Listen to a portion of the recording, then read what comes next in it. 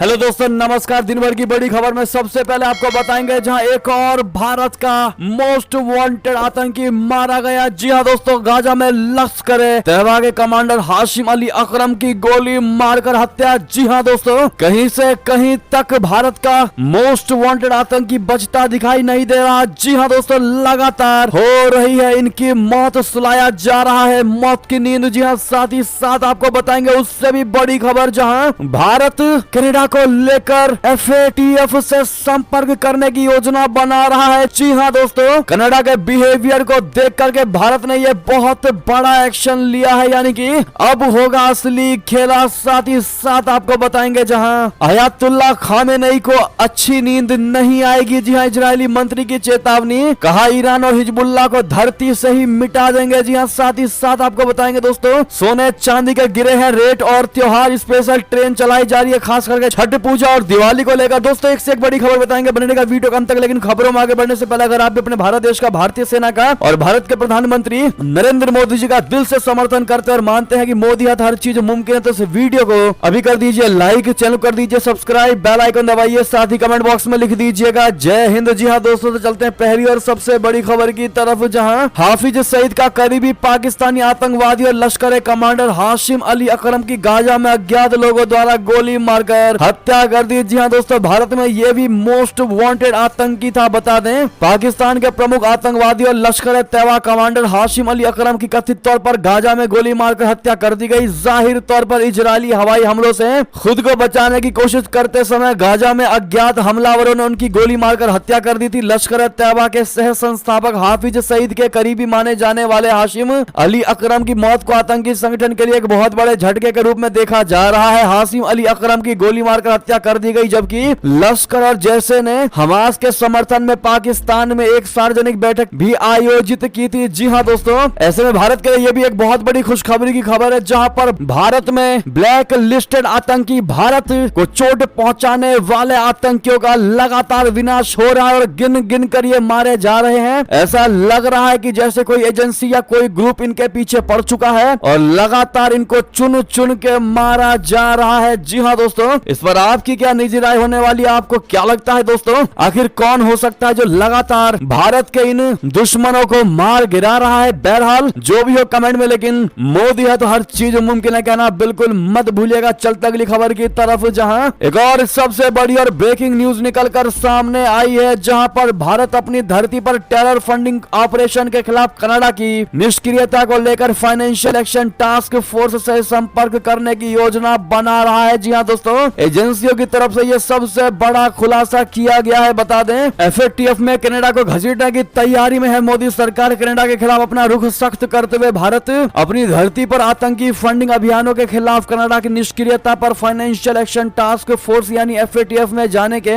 विकल्पों की तलाश कर रहा है। द संडे गार्डियन की रिपोर्ट के मुताबिक भारत सरकार उन विकल्पों की तलाश कर रही है जिसके जरिए कनाडा को FATF के कटघरे में खड़ा किया जा सके। भारत ने बार बार खालिस्तानी आतंकियों की फंडिंग को लेकर पुख्ता और विश्वसनीय सबूत पेश किए हैं, लेकिन अभी तक कनाडा की तरफ से कोई कार्रवाई नहीं की गई है। लिहाजा भारत पेरिस स्थित वॉच डॉग यानी FATF के साथ पुराने और नए सबूतों का एक डोजियर साझा करने की योजना बना रहा है, जो मनी लॉन्ड्रिंग और आतंकी वित्त पोषण से निपटने के लिए कानूनी, नियामक और ऑपरेशनल उपायों के कार्यान्वयन को देखरेख करता है। भारत ने पाकिस्तान के खिलाफ भी यह तरीका अपनाया था, जिसकी वजह से पाकिस्तान को बार बार FATF की ग्रे लिस्ट में भेजा गया है। हालांकि कनाडा को FATF की ग्रे लिस्ट में भेजना इतना आसान तो नहीं होगा, लेकिन अगर भारत ये कदम उठाता है तो कनाडा के खिलाफ ये बहुत बड़ा एक्शन होगा और FATF की कमेटी कनाडा के खिलाफ जांच शुरू करने के लिए मजबूर हो जाएगी और कनाडा को पता चल जाएगा कि आखिर उसने पंगा लिया तो लिया किस देश से। और एक बड़ा मैसेज पूरी दुनिया को जाएगा कि भारत के साथ संभल के ही रहना पड़ेगा, वरना ये वो 2014 के पहले वाला भारत नहीं, ये नया भारत है। ऐसे में दोस्तों एक लाइक तो बनता ही है वीडियो में। चलते अगली खबर की तरफ, जहां भारत के साथ रिश्ते ट्रूडो की नासमझी ने बिगाड़े कनाडा के सबसे बड़े विपक्षी नेता का खालिस्तानी हमदर्द पीएम पर तीखा तंज। दरअसल कनाडा के भारत के साथ रिश्तों में आई कड़वाहट के लिए वहां के मुख्य विपक्षी नेता ने प्रधानमंत्री जस्टिन ट्रूडो को निशाने पर लिया। कनाडा के सबसे बड़े विपक्षी गुट के लीडर पियरे पोइलेवरे ने कहा कि ट्रूडो भारत के साथ संबंधों मामले में पूरी तरह से फेल हो गए हैं। जिस तरह का रवैया ट्रूडो ने दिखाया है उससे वो भारत में हंसी के पात्र बनकर रह गए हैं। जैसा कि मैंने आपको पहले भी बताया था, ये उनकी नाकाबिलियत को दिखाता है। पियरे ने साफ किया है कि सत्ता में आने पर भारत के साथ रिश्तों में मधुरता लाना उनकी प्राथमिकता होगी। साथ ही साथ दोस्तों अगली खबर की बात करें जहां पर अब भड़केगा महायुद्ध, जंग में हुई चीनी युद्ध पोतों की एंट्री। ईरान ने बनाया स्पेशल 9 का प्लान, आखिर क्या है ये प्लानिंग बता दे। बीते 17 दिनों से गाजा पट्टी पर इजराइल की बमबारी रुकने का नाम नहीं ले रही है। इजराइल जिस तरह से गाजा पर बम बरसा रहा है उससे इस युद्ध के महायुद्ध में तब्दील होने का अंदेशा जताया जा रहा है। ईरान से लेकर मिडिल ईस्ट के 57 मुल्क ये धमकी दे चुके हैं कि अगर इजराइल की सेना गाजा पट्टी में घुसती है तो युद्ध के नए मोर्चे खुल जाएंगे। इजराइल की सेना गाजा की सीमा में दाखिल हो चुकी है। ऐसे में इजराइल की सेना की पहली बार हमास के आतंकियों से जमीनी भिड़ंत हुई है। हमास ने इजराइल के सैनिकों पर एंटी टैंक मिसाइलें दागी हैं। अब सवाल खड़ा हो गया है कि इजरायली पीएम नेतन्याहू ने अपनी सेना को गाजा के भीतर घुसने का आदेश दे दिया है, तो क्या अब ये महायुद्ध के भड़कने का समय है। ऐसे में ईरान सहित मिडिल ईस्ट की योजना क्या होगी। इजराइल भी समझ रहा है कि मिडिल ईस्ट में कहां से युद्ध के मोर्चे खुल सकते हैं। ऐसे में इजराइल ने सीरिया पर भी हमले करने शुरू कर दिए हैं। सीरिया का कहना है कि इजरायली हमले के वजह से उससे दमिश्क और अलेप्पो में अंतर्राष्ट्रीय हवाई अड्डे बंद करने के लिए मजबूर होना पड़ा है। लेकिन मिडिल ईस्ट के देश फलस्तीन के लिए सड़कों पर उतर आए हैं। यमन सिर्फ अकेला देश नहीं है बल्कि मिडिल ईस्ट के सभी 57 मुस्लिम देशों में इजराइल के खिलाफ विरोध प्रदर्शन हो रहा है। अंदेशा जताया जा रहा है कि युद्ध की ये चिंगारी दुनिया को महायुद्ध की आग में झोंक सकती है। गाजा और इजराइल युद्ध के बीच दुनिया की महाशक्तियां आमने सामने खड़ी हो गई हैं। दोस्तों ईरान ने अपने स्पेशल 9 प्लान के तहत न सिर्फ लड़ाकों बल्कि 9 स्ट्रेटेजिक हथियारों की खेप जुटानी शुरू कर दी है। ईरान के इस प्लान के तहत 9 लड़ाकों ने के 9 गुटों को 9 स्ट्रेटेजिक हथियार दिए जाएंगे। इन हथियारों में Fateh 11 ballistic missile, Scud missile, कहर first missile, Kheibar Shekan missile, Badr 1 missile, Burkan 2H missile, Qiam missile, short range rocket, Shahed 131x136 आत्मघाती ड्रोन शामिल है। जी हाँ दोस्तों, यानी कि ईरान ने ये स्पेशल 9 प्लान इजराइल के खात्मे के लिए तैयार किया है। दोस्तों अब देखना ये होगा कि ये युद्ध कहां तक जाता है। लेकिन इसी बीच आपको ये भी बता दें कि ईरान की इजराइल को खुली धमकी, कहा गाजा में हमले ना रुके तो बेकाबू हो जाएंगे खाड़ी देशों के हालात। साथ ही साथ इजरायली मंत्री ने ये चेतावनी दे दी है कि आयतुल्लाह खामेनेई को अच्छी नींद अब नहीं आएगी। ईरान और हिजबुल्लाह को धरती से ही मिटा दिया जाएगा। जी हाँ दोस्तों, बता दें इजरायली मंत्री ने ईरान और हिजबुल्लाह को धमकी दी है कि अगर उन्होंने फिलिस्तीनी उग्रवादी समूह का समर्थन किया तो वह उन्हें धरती से ही मिटा देंगे। द न्यूयॉर्क पोस्ट की रिपोर्ट के अनुसार डेली मेल के साथ एक साक्षात्कार में वित्त मंत्री नीर बरकत ने चेतावनी दी है कि अगर हिजबुल्लाह हमास को सैन्य समर्थन देना जारी रखता है तो वह हिजबुल्लाह को खत्म कर देंगे। बरकत ने डेली मेल को बताया कि ईरान की योजना सभी मोर्चों पर इजराइल पर हमला करने की, अगर हमें पता चलता है कि वे इजराइल को निशाना बनाने का इरादा रखते हैं तो हम न केवल जवाबी कार्रवाई करेंगे बल्कि सांप के सिर पर वार करेंगे, जो कि ईरान है। उन्होंने कहा कि ईरान में अयतुल्लाह खामेनेई को रात में अच्छी नींद नहीं आएगी। हम ये सुनिश्चित करेंगे कि खुदा ना करे उन्होंने उत्तरी मोर्चा खोला तो उन्हें भारी कीमत चुकानी पड़ेगी। जी हाँ दोस्तों, हिजबुल्लाह को अमेरिका, ब्रिटेन और अन्य देश एक आतंकवादी संगठन मानता है। माना जाता है कि उनके पास हमास की तुलना में अधिक हथियार हैं और वे इजराइल के अंदर भी लक्ष्य को भेदने में सक्षम है। साथ ही साथ आपको यह भी बता दें, चंद्रयान की तारीफ कर चीन ने बताया अगले 15 साल का प्लान, चांद से लेकर मंगल तक जाने की तैयारी। बता दें एक समय था जब अमेरिका को टक्कर रशिया देता था, तब स्पेस के क्षेत्र में भी रेस अमेरिका और सोवियत संघ में चल रही थी। लेकिन आज के समय स्पेस में अमेरिका को टक्कर चीन से मिलती है। रविवार को चीनी इंजीनियरिंग एकेडमी में चीन के चंद्रमा खोज प्रोग्राम कार्यक्रम के चीफ डिजाइनर वू वीरेन ने अगले 15 वर्षों का प्लान बताया। उन्होंने कहा कि चंद्रमा और ग्रहों की खोज में चीन की क्षमताएं दुनिया में अग्रणी स्तर पर पहुंच गई है। वो चीन की डीप स्पेस एक्सप्लोरेशन लेबोरेटरी का मुख्य वैज्ञानिक और निदेशक भी हैं। अपने भाषण में वू ने भारत के चंद्रयान मिशन की लैंडिंग पर बधाई भी दी। इसके साथ उन्होंने रूस के लूना 25 स्पेस क्राफ्ट के फेल होने पर खेद व्यक्त किया। इसके बाद उन्होंने कहा कि चीन की स्पेस में पहुंच को रोकने के लिए अमेरिका और पश्चिमी देश मिलकर काम कर रहे हैं। उन्होंने अमेरिका की आर्टेमिस परियोजना का उल्लेख किया, जिसका लक्ष्य इंसानों को एक बार फिर चांद पर ले जाना और वहां पर एक बेस की स्थापना करना है। उन्होंने कहा कि इसमें 30 देश शामिल हैं, लेकिन चीन को अलग कर दिया गया। जी हाँ, अगली खबर की बात करते हैं, जहां खुल गई कनाडा की पोल। खालिस्तान मुद्दे का समर्थन करने पर मिल रहा वीजा, कनाडाई राजनयिक कर रहे गड़बड़ी। बता दें खालिस्तानी नेता हरदीप सिंह निज्जर की हत्या को लेकर भारत और कनाडा के बीच मौजूद तनाव के बीच शीर्ष सरकारी सूत्रों ने न्यूज 18 को बताया है कि कनाडाई राजनयिक चंडीगढ़ और पंजाब के अन्य क्षेत्रों में विभिन्न वाणिज्य दूतावास में खालिस्तानी समर्थक ज्ञात आपराधिक पृष्ठभूमि वाले लोगों को वीजा देने के लिए अपनी शक्तियों का दुरुपयोग कर रहे हैं। सूत्रों ने कहा कि कनाडाई राजनयिक लोगों की पृष्ठभूमि जानने के बावजूद उन्हें वीजा देने के मामले में बहुत नरम हो गए हैं। उन्होंने कहा कि खालिस्तान मुद्दे का समर्थन करने के लिए ही वीजा बढ़ाया जा रहा है ताकि खालिस्तानी मुहिम को अधिकतम ताकत मिल सके। सूत्रों ने कहा कि कनाडाई राजनयिकों ने जानबूझकर ऐसा किया है। वे बहुत स्पष्ट थे, उन्हें कुछ लोगों को भारत से बाहर ले जाने के लिए वीजा देना था। यहां तक कि जो लोग आपराधिक मामलों में शामिल थे उन्हें भी इन राजनयिकों द्वारा वीजा दिया गया और कनाडा भेजा गया। दोनों देशों के बीच विवाद का एक और मुद्दा कनाडा द्वारा कुछ मामलों में प्रत्यर्पण के साथ साथ कनाडा में शरण लेने वाले लोगों की जांच में भारत की मदद करने से इनकार करना है। जी हाँ, यानी कि दोस्तों जो खालिस्तानी मुद्दे का समर्थन करेगा उनको ही कनाडा वीजा दे रहा है। ये चोरी छुपे काम किया जा रहा है जिसकी भारत ने पोल खोल कर रख दी है। कनाडाई राजनयिक कर रहा है ये सबसे बड़ी गड़बड़ी। जी हाँ दोस्तों, अगर आप भी मानते इस पर एक्शन तो होना ही चाहिए, तो अपनी ड्राइवर दीजिएगा। साथ ही साथ अगली खबर की बात करें, जहां आखिर मालदीव में क्या कर रही है भारतीय सेना, जिसको हटाना चाहते हैं मालदीव के नए राष्ट्रपति। चीन से क्या है उनका कनेक्शन? दरअसल मालदीव में जब से मोहम्मद मुइज़ू राष्ट्रपति बने हैं तब से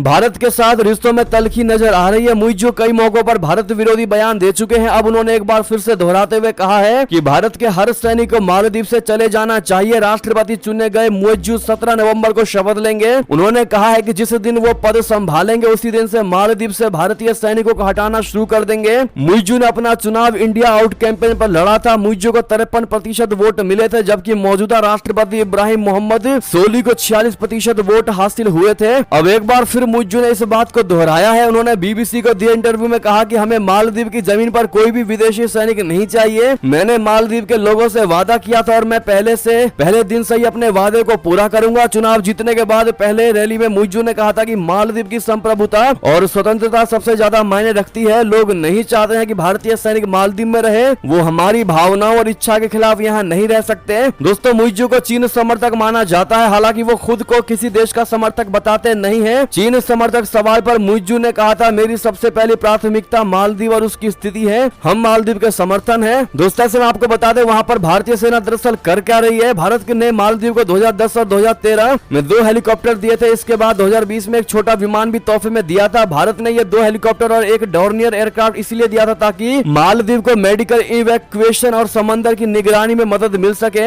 इन विमानों के रखरखाव के लिए कई सारे टेक्नीशियंस और पायलट मालदीव में है। बताया जाता है कि 2013 से ही यहाँ के लामू और अद्दू द्वीप पर भारतीय सैनिक तैनात हैं। इसके अलावा भारतीय नौसैनिक भी मालदीव में तैनात है। पूरे मालदीव में भारतीय नौसेना ने 10 कोस्टल सर्विलांस रडार इंस्टॉल कर रखे हैं, जिनको दोस्तों मुइज़ू भारतीय सेना को निकालने की बात कह रहे हैं। साथ ही साथ अगली खबर की बात करें, जहां इजराइल पहुंच रहे 3 और देशों के नेता, अमेरिका और पूरा यूरोप ही साथ खड़ा दिखाई दे रहा। बता दें, इजराइल और हमास की जंग में पूरी दुनिया ही 2 गुटों में बट गई है। एक तरफ अरब देश और रशिया जैसी ताकतें फलस्तीन का साथ दे रही है, चाइना भी फलस्तीन का साथ दे रही है, तो वहीं अमेरिका, ब्रिटेन जैसे पश्चिमी देशों ने खुलकर इजराइल का साथ दिया है। अमेरिकी राष्ट्रपति Joe Biden, British PM Rishi Sunak और German chancellor Olaf Scholz Israel का दौरा कर चुके हैं। यही नहीं, अब यूरोपीय देश ग्रीस के पीएम किरियाकोस मित्सोटाकिस भी कल इजराइल पहुंच चुके हैं। उनके अलावा नीदरलैंड के पीएम मार्क रूट और फ्रेंच राष्ट्रपति इमैनुअल मैक्रोन भी इजराइल पहुंचने वाले हैं। जी हाँ, इन सभी नेताओं की इजराइल के पीएम बेंजामिन नेतन्याहू से मुलाकात होगी। टाइम्स ऑफ इजराइल की रिपोर्ट के मुताबिक ग्रीक पीएम के बाद जल्द ही फ्रांसीसी राष्ट्रपति और नीदरलैंड के पीएम का भी इजराइल जाने का प्लान है। इस बीच इजराइल ने गाजा पट्टी पर हमले तेज कर दिए हैं। साथ ही साथ दोस्तों आपको यह भी बता दें कि अरब देशों में फैला इजराइल युद्ध तो भी भारत पर कम होगा असर। दोस्त रशिया ने जो कंधे पर रख दिया है भारत के हाथ, जी हाँ, क्या है मामला बता दें। दुनिया भर में इस बात की चिंता है कि कहीं ये युद्ध बाकी अरब देशों में ना फैल जाए। अगर ऐसा हुआ तो तेल के दामों में उछाल देखने को मिल सकता है, लेकिन एक्सपर्ट मानते हैं कि इसका भारत पर ज्यादा असर नहीं होने वाला। ऐसा इसलिए क्योंकि भारत के साथ रशिया खड़ा है। भारत दुनिया का तीसरा सबसे बड़ा तेल आयातक देश है। जून में आए आंकड़ों के मुताबिक अब रशिया का शेयर सबसे ज्यादा है। भारत में अब सबसे ज्यादा कच्चा तेल रशिया से आता है। राइटर्स की रिपोर्ट के मुताबिक वित्त वर्ष 2023-24 की पहली छमाही में भारत के कुल आयात में रूसी तेल की हिस्सेदारी बढ़ी है, जो मिडल ईस्ट के लिए एक बहुत बड़ा झटका है। यूक्रेन पर रशिया के हमले के बाद पश्चिमी देशों ने उससे तेल खरीदना बंद कर दिया था, जिसके बाद रूसी तेल डिस्काउंट पर मिल रहा है। साथ ही साथ आपको एक और खबर बता दें, जहां रिपोर्ट में चौंकाने वाला खुलासा, ब्रिटिश नागरिक है हमास का प्रमुख आतंकी। जी हाँ दोस्तों, इजराइल पर हमले के बाद जहां आतंकी संगठन हमास दुनिया के निशाने पर है, वहीं हमास का एक प्रमुख आतंकी आराम से ब्रिटेन में रह रहा है और उसके पास ब्रिटेन की नागरिकता भी है। हमास के इस आतंकी की पहचान मोहम्मद कासिम सवालाह के रूप में हुई है, जो बीते कई सालों से लंदन में रह रहा है। दरअसल यह खुलासा संडे टाइम्स ने अपनी एक रिपोर्ट में किया है। रिपोर्ट रिपोर्ट में दावा किया गया है कि वो लंदन में रहकर ही हमास की गतिविधियों का अंजाम दे रहा है और ब्रिटेन की सरकार या वहां की खुफिया एजेंसी उसके खिलाफ कोई कार्रवाई नहीं कर रही है। रिपोर्ट के अनुसार 60 वर्षीय सवालाह साल 1990 में गाजा पट्टी से भागकर ब्रिटेन आ गया था। चलते दोस्त अगली खबर की तरफ, जहां अफगानिस्तान के साथ पूरा हिंदुस्तान खड़ा। जी हां, हिंदू मुस्लिम वाला क्रिकेट का चश्मा साफ कर ले पाकिस्तान। बता दें, पाकिस्तान और अफगानिस्तान के बीच चेन्नई में वर्ल्ड कप 2023 मैच के दौरान एक बेहद खूबसूरत नजारा देखने को मिला है। चेन्नई के एमए चिदंबरम स्टेडियम में पाकिस्तान के खिलाफ वर्ल्ड कप मैच के दौरान भारतीय फैंस अफगानिस्तान की टीम को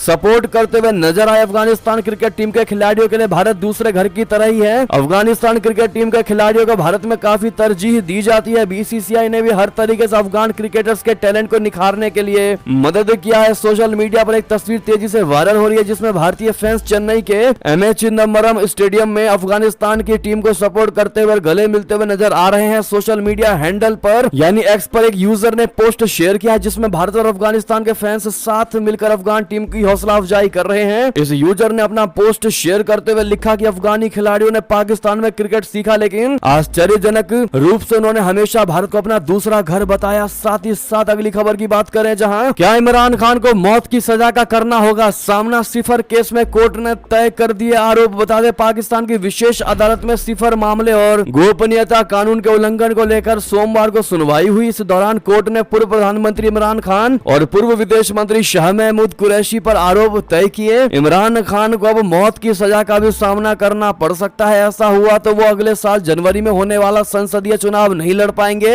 खान और उनके करीबी सहयोगी शाह महमूद कुरैशी पर इस सप्ताह मुकदमा चलेगा। इमरान खान के वकील उमैर नियाजी के अनुसार इस आरोप में आजीवन कारावास से लेकर मृत्यु दंड तक की सब प्रावधान है। विशेष अदालत के जस्टिस अबुल हसनत जुल्करनैन ने रावलपिंडी की अडियाला जेल में मामले की सुनवाई की है। आरोप तय किए जाने के बाद विशेष अदालत ने कार्यवाही 27 अक्टूबर तक के लिए टाल दी है, जब वो औपचारिक रूप से मामले की सुनवाई करेगी। साथ ही साथ अगली खबर की बात करें, जहां कंगाल पाकिस्तान का हुआ बुरा हाल, तेल नहीं मिला तो सरकारी एयरलाइन PIA की 81 में से 70 फ्लाइट हुई कैंसिल। बता दें, पाकिस्तान की सरकारी विमानन कंपनी पाकिस्तान इंटरनेशनल एयरलाइंस को तेल की भारी कमी के कारण अपनी 81 में से 70 उड़ान को कैंसिल करना पड़ गया है। PIA ने यह बयान ऐसे समय पर जारी किया है जब पाकिस्तान की सरकारी तेल कंपनी ने एक दिन पहले ही कहा था कि उसे तेल की सप्लाई करने के लिए $22 करोड़ का अग्रिम पैसा मिला है। इस तेल को PIA के 39 विमानों को दिया जाना था। वहीं PIA ने एक बयान जारी करके कहा कि उसे केवल 4 विमानों के लिए ही तेल मिला है। PIA ने अपने बयान में कहा कि तेल नहीं मिलने से विमानों की उड़ान प्रभावित हो रही है। पाकिस्तान की सरकार तेल कंपनी को पैसे नहीं मिलने के बाद सप्लाई कैंसिल करने की वजह से PIA की उड़ानें लगातार कैंसिल हो रही है। पाकिस्तान की सरकार भारत की एयर इंडिया की तरह से ही PIA का भी निजीकरण करना चाहती है। दोस्तों अगली खबर की बात करें, जहां बांग्लादेश में मालगाड़ी ने ट्रेन को पीछे से मारी जोरदार टक्कर, 20 यात्रियों की कम से कम मौत और 100 से ज्यादा घायल की खबर। जी हां, बांग्लादेश के किशोरगंज में एक यात्री ट्रेन और मालगाड़ी के बीच सोमवार को जोरदार टक्कर हो गई। इस हादसे में कम से कम 20 यात्रियों की मौत हो गई और ये संख्या बढ़ भी सकती है। साथ ही साथ 100 से ज्यादा लोग घायल बताए जा रहे हैं। यह दुर्घटना राजधानी ढाका से लगभग 80 किलोमीटर दूर भैरव इलाके में हुई।